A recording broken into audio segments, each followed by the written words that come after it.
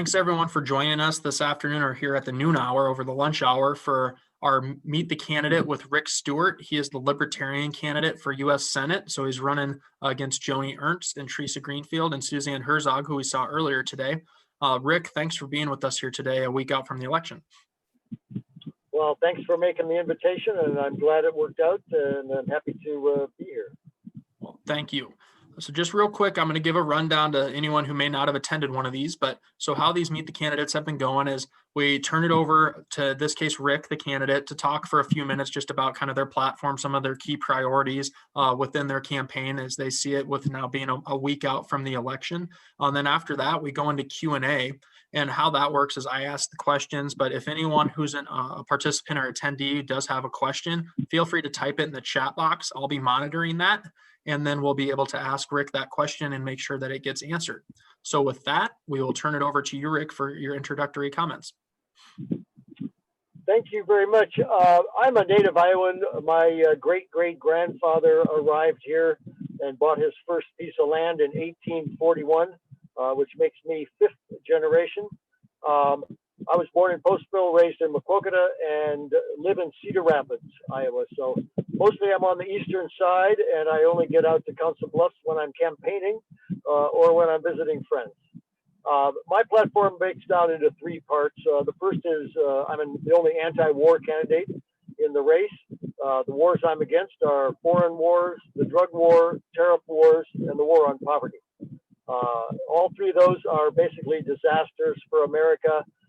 It cost us trillions of dollars and have achieved absolutely nothing, and certainly they haven't achieved their aims. Foreign wars have made tens of millions of enemies, maybe a couple of friends, but not any more than that. The drug war has been with us for 50 years, cost $2 trillion, and illegal recreational drug use is exactly the same as it was before the drug war started. So that's a failure. Tariff wars, of course, are just a tax on Americans. We pay all 330 million of us the taxes. The Chinese don't pay a nickel of those taxes. It reduces our total economic activity and thus our wealth. It impoverishes Americans, and every day that it's going on is a day that they need to stop. The war on poverty, of course, I'm not pro-poverty, but the war on poverty is even older than the drug war. And sure, we've spent trillions of dollars on that, yet poverty levels in the United States remain at exactly the same level. A little bit of shift from from old to young. But we need to rethink the whole thing and come up with actual ideas that will end poverty. And when it comes to economic things, I'm just a common sense guy. I think we need to balance the federal budget. We need to start paying off the national debt. We need to create changes in our entitlement programs so that they're sustainable for the long run, which for me means thousands of years. And we need to think a little harder and reform, if not abolish, the Federal Reserve for the simple reason that it's been in existence for 107 years. It only has two jobs. One is to keep inflation under control. The other one is to keep employment up and unemployment down. It's failed miserably at both of those. Inflation before the Federal Reserve had been at 0% for over 100 years. Since then, it's been over 3% per year for 107 years. There's no reason to have a federal agency that can't even accomplish its primary goal. And of course, the Federal Reserve has been responsible for both the Great Depression and the Great Recession. Total failures, both of them. We never had anything like that before we had the Federal Reserve. So let's rethink that whole thing. Finally, simplify government. Government has become way too complex for the average citizen. We have laws that are 1,000 pages long. Nobody but a lobbyist or an attorney could possibly read those. And of course, they were written by lobbyists and attorneys.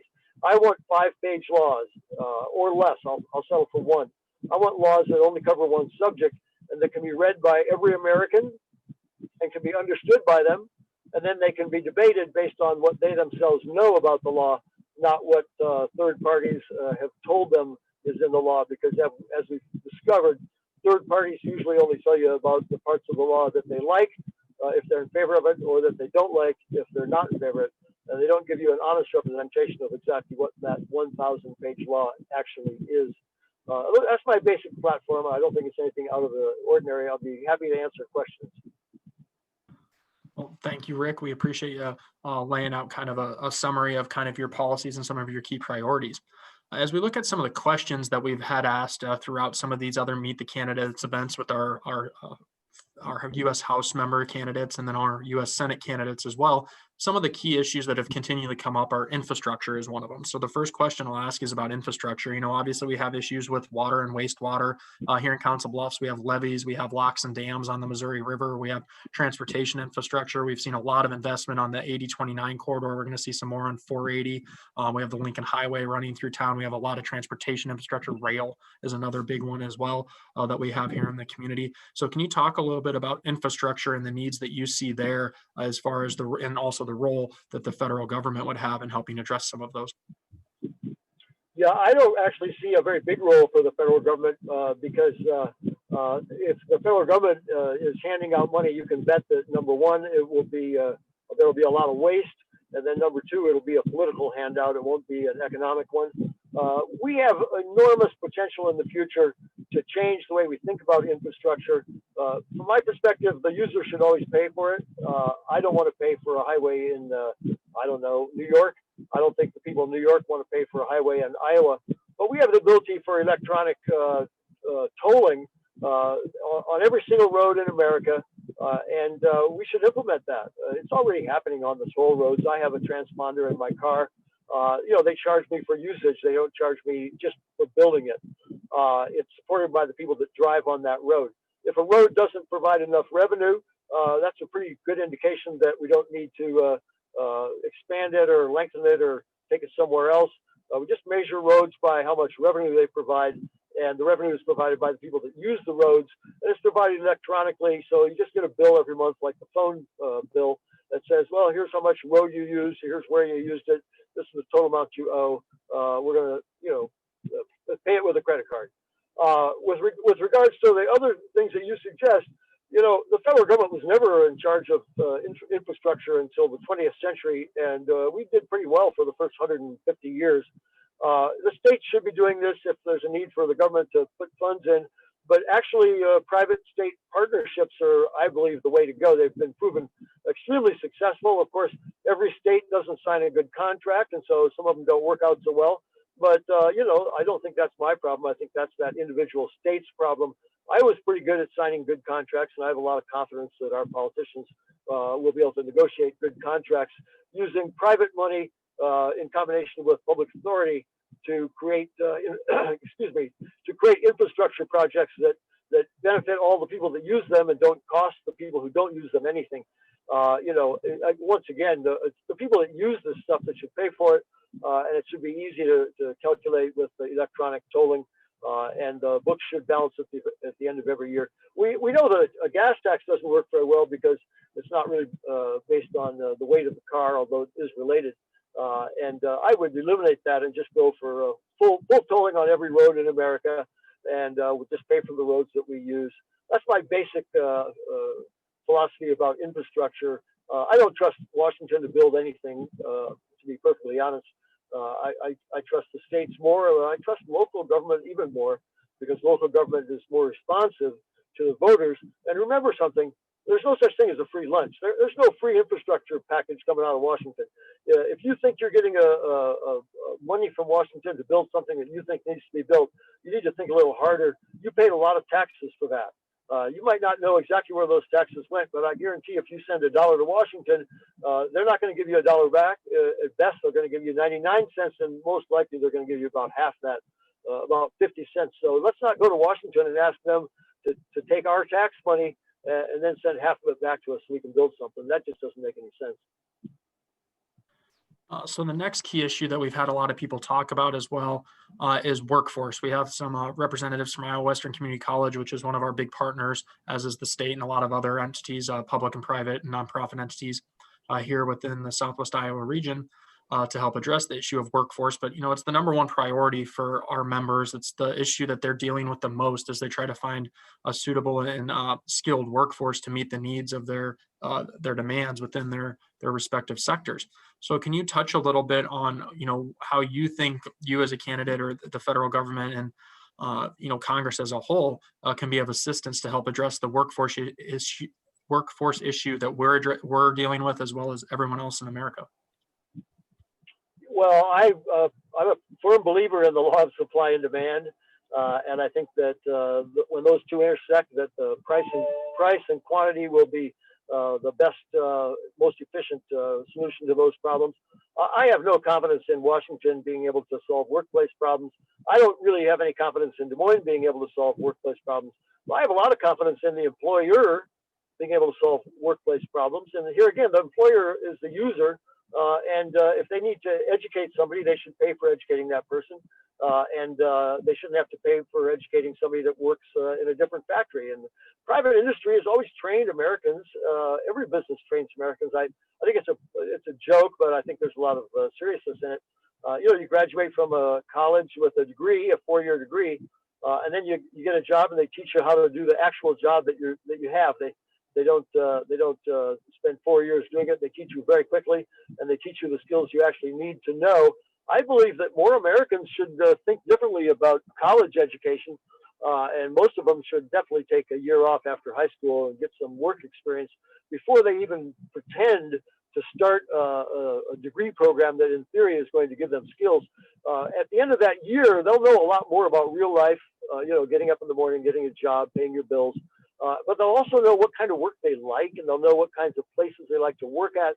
And then they can go back to college or community college or university, and then they can actually study the things that are really important and that are interesting to them. And they'll learn a lot more, and they'll also spend a lot less money. I believe that the idea that educational programs need to originate in Washington is completely upside down. Educational programs should begin in the local area. That goes all the way from K through 12 to community college to even above that. Washington money definitely does not help make better educational decisions. It just becomes a crutch. And educational institutions should pick that crutch out, and they should figure out how to train people in the skills that the employers want, and the employers should pay for it if they really need those people, or if the student really wants a job, let the student pay for it. But let's not pretend that there's a big basket of money somewhere that we can put our hand in and get it out without having to pay for it later and probably pay twice as much for it later. Thank you, Rick. We had a follow-up question that came in right as I was asking the question following infrastructure, and it comes from Senator Shipley, who's from the Southwest Iowa area and represents us here in the Iowa State Senate. He says, "How do rural areas address roads and bridges that need work, even with fewer users on them, with a toll system?" And it goes back to your comments from the last question about infrastructure. Yeah, well, transponder on a tractor. I mean, if the road's not being used very much, then it's probably not going to be a very good road. And if the people who are using it want to keep it in shape, then probably their tolls are going to go up. But that's fair. I mean, a farmer transports his products to market on a road and gains economic well-being in the process, and they should pay for the road. I shouldn't pay for a road that I don't use. That just doesn't make any sense. It made sense a long time ago. It doesn't make any sense today with the current technology where you just charge people for the roads that they use. Then the prices can go up in busy times, so avoid traffic jams. They can go down in the middle of the night when nobody's on the road. It's very flexible. It's very fair, and you can just make sure that every road pays for itself, including the roads in rural areas. Another big issue that we've talked about with other candidates that we've been conversing with in these candidate forums is public education. Our superintendents have been on these calls and they've asked some questions of how do you envision the Senate, you as a U.S. Senator and the Congress in general being able to help move public education forward in a positive way? Well, the best thing they could do is to quit regulating public education and quit pretending that they know what is good for Iowa school children. I just want to return that constant theme. There's nobody in Washington that knows what I should do here in Iowa or the Iowans should do together in Iowa.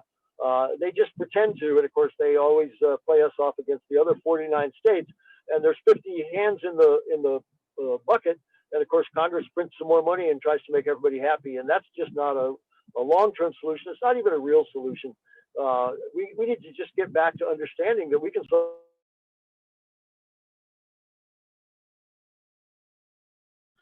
Rick, you got me. There you go. I just phone call. I think I'm back on, right? Am I back on? Am I talking? Can you All hear right, me? yep, you're good. Sorry, I was muted too. Right. You're good. Yep. Yeah, I had a phone call that muted me. Yeah, I mean, we can solve our own problems. It's not like there's a bunch of smart people in Washington, and to be perfectly honest, it's not like there's a bunch of smart people in Des Moines.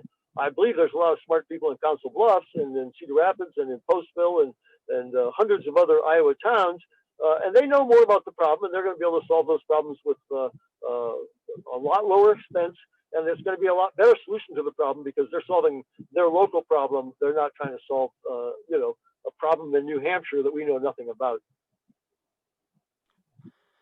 Another key issue that you kind of referred to in your introductory remarks when it came to the tariffs, you talked about the trade war, is trade. Obviously, that's an issue we've talked a lot about with our other candidates that we've spoken to. Can you expand a little bit on your feelings about trade in addition to what you said early on in your introductory remarks and how we need to move in a positive way forward to move the needle in a positive direction for trade?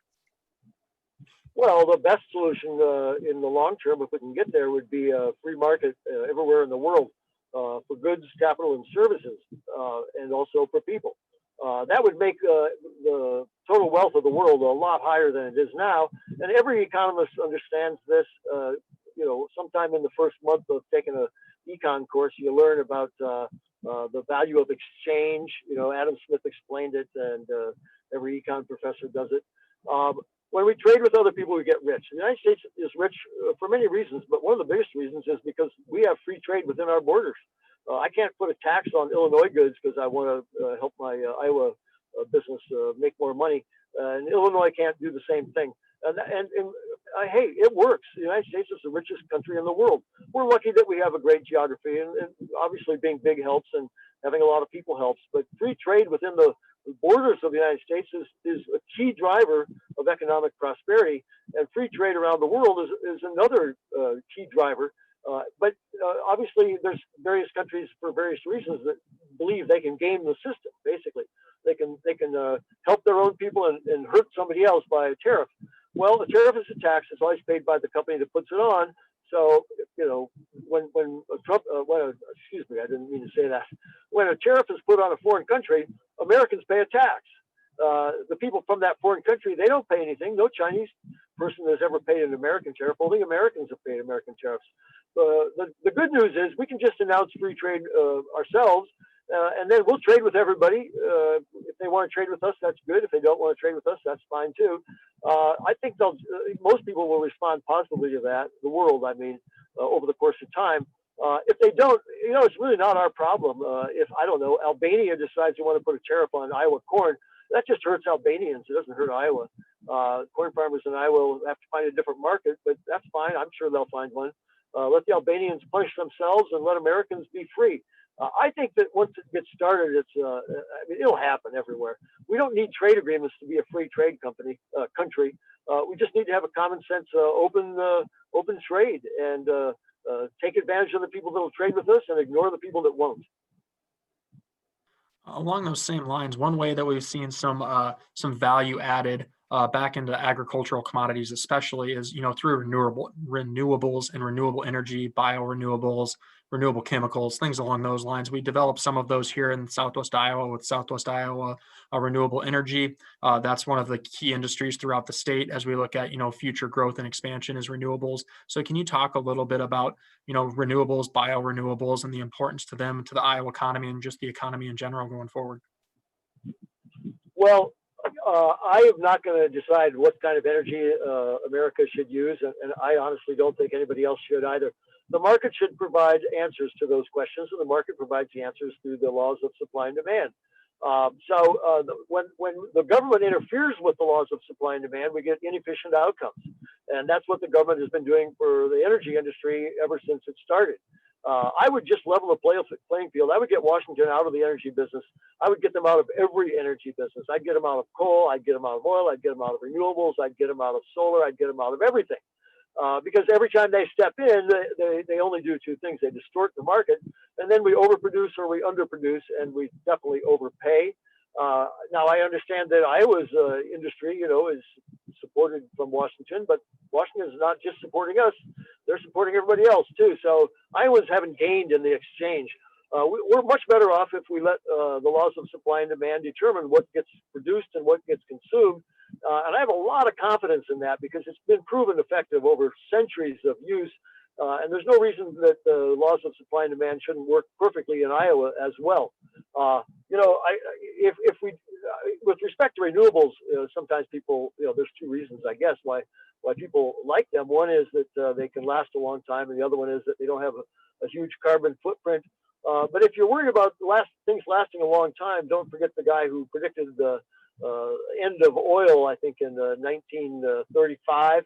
And if you're worried about carbon footprint, then let's do the easy, obvious thing that's the most efficient way to reduce carbon output around the world, and that's a carbon tax. I'm in favor of a carbon tax. Typically, I don't. I'm not in favor of taxes because they're used for squanderous purposes. But if you're worried about carbon, then put a tax on it, because that's what a tax does. It always means that we produce less of something if there's a tax on it because it's more expensive. And then that tax will tell us what kind of energy we need, whether it's biofuel or whether it's windmills or whether it's solar or whether it's nuclear. That's what a carbon tax does. It reduces carbon output while allocating resources efficiently. And when resources are allocated efficiently, all of us gain. Now, if you invest in a company that has a low carbon footprint, but it also is incredibly expensive, whatever it is you're producing, you're probably not going to get much business. But that's an opportunity for people who can do better than you to come in and take your customers away from you, and then you'll go out of business and they'll do well. That's the private market. It always hurts if you're the guy that goes out of business. But from a government standpoint or from a societal standpoint, we're all better off because the other guy obviously was better at this job than you are, and we get to buy his stuff or her stuff for a lower price and a higher quality, and that person thrives, and the person that can't do as well disappears. But they're still there. They just get a chance to try again. If idea number one didn't work, then maybe idea number two, maybe idea number three. We need to let businesses go out of business, and we need to let them compete on a level playing field where the laws of supply and demand determine the prices and the allocation of resources, so that all of us can get even richer than we already are. Another topic that's top of mind for a lot of individuals, and we've heard a lot about it, obviously, in the campaign and on TV and everywhere you turn, is obviously the impacts of COVID-19. And can you talk a little bit about, when you look at a COVID relief bill, what do you think are some key things that need to be addressed within a COVID relief bill, which is something that, they're talking about needing to do shortly after the election? Well, before I jump into that, I just want to mention that my big disappointment with the whole COVID problem, and it is a problem, is that the politicians decided to pretend like they were experts. Of course, they only brought up their own experts to talk to us, and they didn't talk for very long. And the American public has managed to convince itself that if you're wearing a mask, you're a Democrat, and if you don't have a mask, you're a Republican. We've actually politicized a virus, which is, to me, pretty amazing. It's not a human species. I don't know how we've managed to politicize it. But with respect to relief, there's really, I would suggest that we might have been able to get through this entire thing with less economic harm if we hadn't expected that the government was somehow going to create wealth out of nothing and distribute it to people, piecemeal, especially to the people that they like the most and that vote for them. But I will say this, okay, in an economic situation like this is called a shock to the system. COVID was unexpected by most people, and it's a super shock to the system. And rightfully so, we should understand that's what a shock to an economic system is. So if the government feels that it needs to do something, I'm not convinced that it does, but if the government feels that it needs to do something, the best part about the previous stimulus plan was the $1,200 stimulus check. And the reason for that is easy. There was no politics involved there other than how much should it be. It went to everybody. Bill Gates got his, I got mine, you got yours. And that's called, in economic parlance, that's called a helicopter drop. It's like you just take a helicopter and you fly it over, and then you just throw money out the window, and that'll solve the problem. It's obviously just a metaphor. But if you're going to do something, that's what you should do. Don't forget, it cost us $6,300 in future taxes, not counting inflation and interest, to get a $1,200 check. And I suggest that if you know, just a normal person wouldn't go to the bank and ask for a $1,200 check. And when the banker says that'll be fine, you owe me $6,300, no one would sign on that dotted line. But that's not the way it was presented.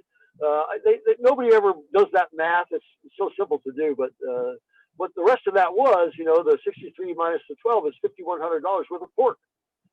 It got doled out to special interests. It got doled out to people that had enough votes in Congress. And you know, that's just a waste of money. And so I wouldn't do any of that. If we need to do something, which I'm not convinced. I'm not saying I don't agree. I'm saying I'm not convinced, and those are very different. But if we do feel like we need to do something, then it should just be another stimulus check. Although I would remove even the restrictions that we had on the first one, and you know, just give every man, woman, and child. I don't care whether they filed an income tax return, you know, whatever the dollar amount is, and let them spend it the way that they want to spend it. That'll provide the greatest amount of economic relief to the entire country. It'll make some people unhappy. It'll make some people happy, but it'll make the whole country better off. It'll be fair. It'll be efficient. It'll be fast. Thank you, Rick. We are coming up here on the half hour, which is what we had allotted for this. So the last question that I'll ask you is, and it's what we've asked other candidates as well as we've gone through these events, is, you know, why should voters vote for you on November 3rd? What's your unique value proposition to voters to kind of ask for their support going into the election now that we're 7 days out? Well, thank you for not asking me what the break-even point was for corn and soybeans, because my answer to that is complicated. There is none, obviously. I mean, that's not even a question that has an answer. It's just it's bizarre nonsense that no economist could possibly even listen to without rolling their eyes. But why should voters vote for me? Well, if you're happy with the current situation in Washington, you shouldn't. If what Washington is doing makes you think every day, wow, we really have a great government. It's really solving problems. It's really making my life better. It's making me richer. It's making me free. It's leaving me alone. I love that government in Washington. Then no, you don't need to vote for me. But if you think that Washington perhaps has had 175 years of Republicans and Democrats who have perfected the art of not governing, I'm the guy you should vote for. Because I'm not going to go to Washington as a member of either the right or the left or the red or the blue. I'm going to go to Washington with the same attitude that I had in private business. And I was the founder of a very successful company that has 300 employees and today does $200 million worth of business. I went to work every day and I had only two goals: solve problems, build consensus. When I go to the Senate in Washington, I will walk through those doors and there will only be two things on my mind. I'm going to solve problems. I'm not going to create them. I'm going to build consensus. I'm not going to be partisan. And that's a very good reason for why every voter in Iowa really should think very carefully about who they're going to vote for. And you can vote to keep on the same old, or you can vote for change. I'm the change. Well, Rick, thank you very much for joining us today. We appreciate you taking the time. I know you're down in Illinois over there by the Keokuk market. So safe travels to wherever you're heading back to from there. We appreciate you taking the time to be with us. We appreciate the attendees for being with us here today. I will remind you that tomorrow at 10 a.m. is our last Meet the Candidate. We're going to be doing that one with Senator Joni Ernst. So please do come back and join us tomorrow morning at 10 a.m. for the last of the Meet the Candidates. And we thank you for taking the time. Rick, we thank you for taking the time. And everyone remember to vote in 7 days. It's coming up real quick.